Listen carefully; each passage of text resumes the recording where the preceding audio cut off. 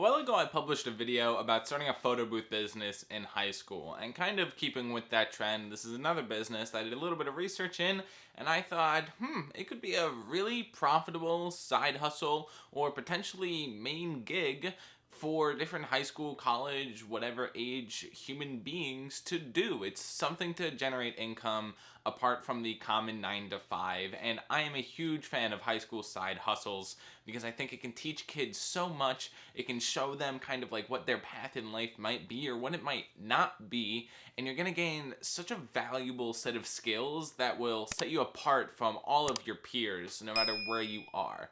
So today's video is going to be about starting a real estate photography business. My name is Alex Bianchi. This is Define Wisdom. If you guys could do me a favor, leave a like, comment, and subscribe. All of that stuff helps out the channel so much. I'm doing great on the subscriber count. My TikTok has over 10,000 followers, and overall I'm doing great. So if you could please subscribe, my goal is 1,000 subscribers by the end of the summer. And without further ado, let's get into the video. So what are you gonna be doing as a real estate photographer? And you're gonna obviously be taking photos for real estate agents who are trying to sell a home, architects or builders who are trying to show off and get photos for their portfolio of work that they've done. Along with that, you're gonna have to do some Photoshop and color correction, and then obviously all of the businessy things when it comes to cold calling people and setting up your social media pages. It's really not too difficult. Your goal is going to be different for different people, and there are a couple of details that you need to make sure you get right so you can make sure rooms look big but aren't distorted, and that you can stay true to the property while putting it in its most appealing light. And then obviously when it comes to Photoshop, it can take a little bit to get used to, but there are two programs, Adobe Photoshop and Adobe Lightroom, that when combining those two, you can make any photo look spectacular. And the best part is pretty much everything you need to know is already on the internet, and somebody else has already done everything that you will ever do in this business, and there's definitely a how-to guide on it. So what are you going to need to start? And obviously you're going to need a camera. The one I personally have for my YouTube videos, and you could also use in this situation, is the Canon 70D. And although there are a bunch of cameras all around, most DSLRs are going to have a very similar set of features. Personally, I'd recommend putting an extra $100 or $200 to get a really premium one, just to make sure that you have all the bells and whistles, but you don't need it, and if you're on a budget, you can certainly go lower end. There are two different kinds of cameras, full and cropped sensors. Full are going to be better theoretically for this situation, but you're going to be able to get it done with a cropped sensor. And for those of you who don't know what a cropped sensor is, if you think of your eyes, when you squint, it's a little bit darker, but things are a little different, and then when you open your eyes, there's more light coming in. So it's basically that, except in a camera, and you can't change it like our eyes can. Something else you're going to need is a lens. And besides all the other photography equipment that is obviously going to be necessary, from tripods and bags and different things like that, lenses can create a massive difference in different pictures.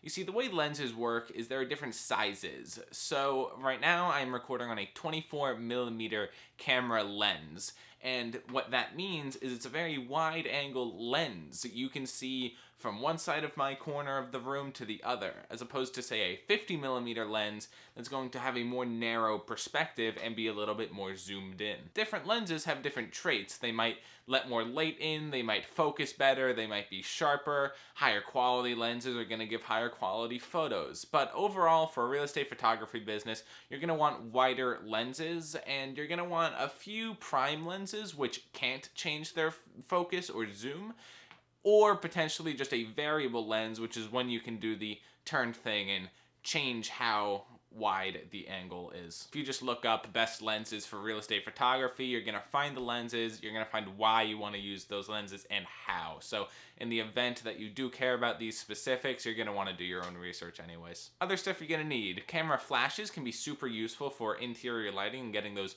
perfect shots. You're going to need the editing tools, which you can get the Adobe Photo Suite, I think, for like $30 a month. It is a monthly cost.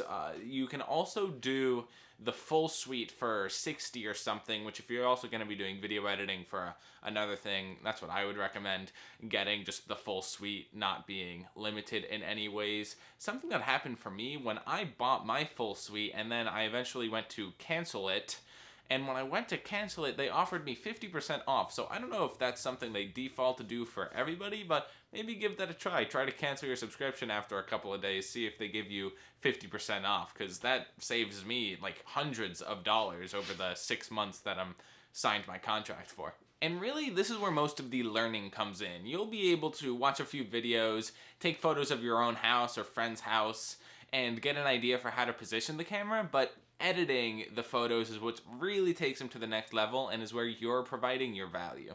So make sure that you spend time learning how to properly edit before you get started. Basic business essentials might look like QuickBooks, a website editor. Personally, I would recommend Squarespace, or a Dropbox so that you can share files with your customers. And all of those things are going to have different costs. Most of them are going to be pretty cheap, just a few dollars a month. But making sure that you have these things to round out your business, look super professional. I personally love business cards, but you don't necessarily need them. And setting up all your social media pages is free. This is not a how-to guide of how to run one of these businesses, just kind of talking about this business in specific. So how do you get started with this? And the best strategy is to take photos of your own home, your friends' houses, your family houses.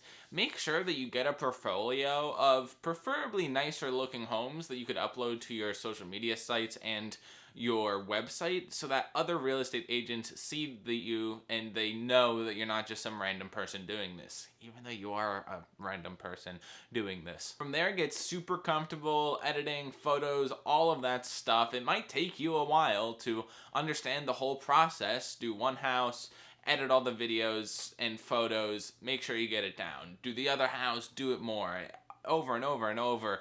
Friends, family, again. Just make sure you have it down before you go into business. We don't need a bunch of fake entrepreneurs running around thinking they know a skill when they don't. After this, you're going to want to start, marketing. Cold calling, real estate agents, builders, designers, all of that stuff can be a great place to start. Just calling, emailing, just DMing them on Instagram if they have an Instagram page. All of that stuff can land you clients. And listen, you might DM 1 or 2 people in your area and it won't work. But if you do 100 people in your area, one of them is bound to say, yeah, I'll give you a try. Another place is Facebook ads and doing more traditional advertising. And this is an avenue that you can certainly go into. However, it is a whole other skill on top of it. So make sure you have your own business down. Make sure you're reaching out in your personal network. Make sure you're doing all that word of mouth marketing. And then if you want to delve into more marketing, Facebook ads are super simple to set up. So are Google pay-per-click ads. There are a ton of marketing agencies that are willing to work with you to have a affordable-ish price to take you to the next level. So just keep that in mind, that marketing is a part of every business and you don't want to undervalue it. And how much do you charge? Well, per house and building, it's going to vary. It could range from a couple $100 to $500 plus, and your experience is also going to drive up your cost over time. A number that I found online is 9 cents per square foot of a building, but obviously that's going to vary from area to area. And make sure you do your own research and make sure that it's worth your time. Even before you start learning or anything like that, figure out what your costs are going to be. Lay them out. Look at the average cost in your area, because real estate value is drastically different, and how often homes will buy or sell is going to be drastically different area to area. It's supply and demand. So make sure that you can charge a proper price before you get started, and take into account everything from your $10 a month QuickBooks subscription that you use to give people their bills, to Dropbox, as well as the cameras and maintenance on that front. Hell, even take into account the gas that you're going to spend on your way to different buildings. I found someone on the internet that said if you do a few homes a day, 2 or 3, and you do that in the 9 to 5 time frame throughout the year, you'll wind up generating over $100,000.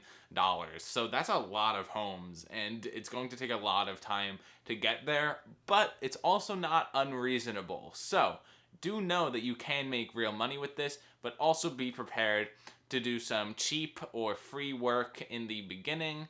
And when it comes to free work, do research on this. Different people have different opinions. Some people are super anti-free work. Personally, I think I fall more into that category. And then some people think it's a great way to get your foot in the door. That's going to have to be your own decision, and I'm honestly not qualified to give my opinion. Also understand that a lot of the costs here are upfront, so your camera setup and all of that might cost you $1,000, $2,000 depending on what you get. But once you pay all that off, the maintenance is super cheap on camera equipment, especially if you take good care of it. It can last you potentially years. And then the monthly expenses, as far as all the little things that nickel and dime you, might add up to probably less than $100 a month. I'd be surprised if it's any more than $50 or $60 a month. So once you pay off that initial investment, that's when you're going to start making good side hustle money. Let alone if somebody around you that you're close friends with or your family friends with already has a good camera that you can borrow or use to get started, all the better. And starting this off, where else can you take this business? And there's a few things here. 3D tours are something that have a lot of potential from the research that I did. It can cost you anywhere from a few $100s to $2,000 for the camera. And basically what you do is you go around the building that you're taking photos of, and then you place the camera down, walk out of the frame, it takes a photo. You do that in like a bunch of different places in the same room, in the same house, and then you can send a link to your clients and then to your clients' clients, and they can take 3D tours online. Huge demand for this, especially nowadays. So keep that in mind as something you might want to start off with or quickly spread into. And then drone shots and drone tours are another thing where a good drone might cost you $1,000, $1,500. I have a DJI Mavic Mini, which is only $500. And it could definitely get the job done, although I don't think I would consider it professional by any means, and I would be hesitant to pull up and be like, oh, I'm a professional drone photographer with my $500 drone. Another thing is caring for drones and handling them takes a lot of time to get used to. I've had a drone for years now, so I'm pretty good at it, but it does take a significant amount of time to especially become good at controlling it and knowing that you can do it properly. Besides that, go wherever your heart takes you. Maybe you can just keep it as a side hustle, do it in high school, college, after your 9 to 5, or perhaps you can grow into a bigger photography business. Perhaps it reveals a love for real estate and you want to become a real estate agent, and then you can save costs by doing all of this photography stuff on your own, and you have a bunch of real estate agent friends that you can use as mentors in the beginning, and overall get that environment brewing. There's a lot of opportunity in every business, and I love when I see kids, high school students, or college students going into them.